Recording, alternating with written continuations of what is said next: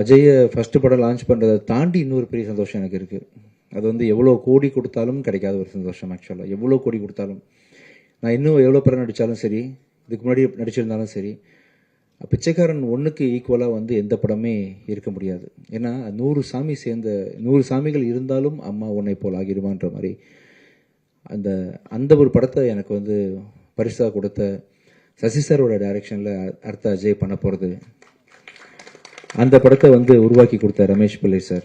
ஒரு 2வது படத்துலேயே வந்து ஒரு ஹீரோக்கு வந்து சாதாரண விஷயம் இல்லை அஜய், புரியாது, அதோட முக்கியத்துவம் என்னன்னு தெரியாது.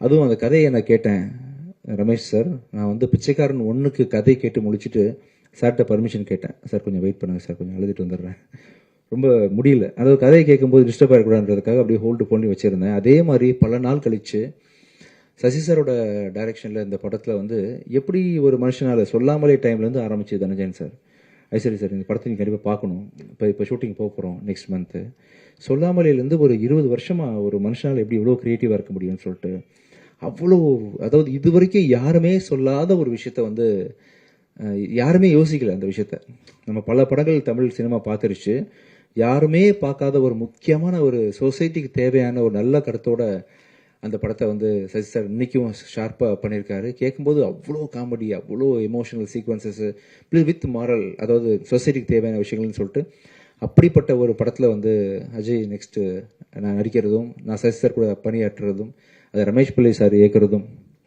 ஸோ ப்ரொடியூஸ் பண்ணுறதும் பெரிய ஒரு சந்தோஷமான விஷயம். பிளே ஸ்டோர் மற்றும் ஆப் ஸ்டோரில் இருந்து பாலிமர் செயலியை QR கோடு மூலம் பதிவிறக்கம் செய்யுங்கள்.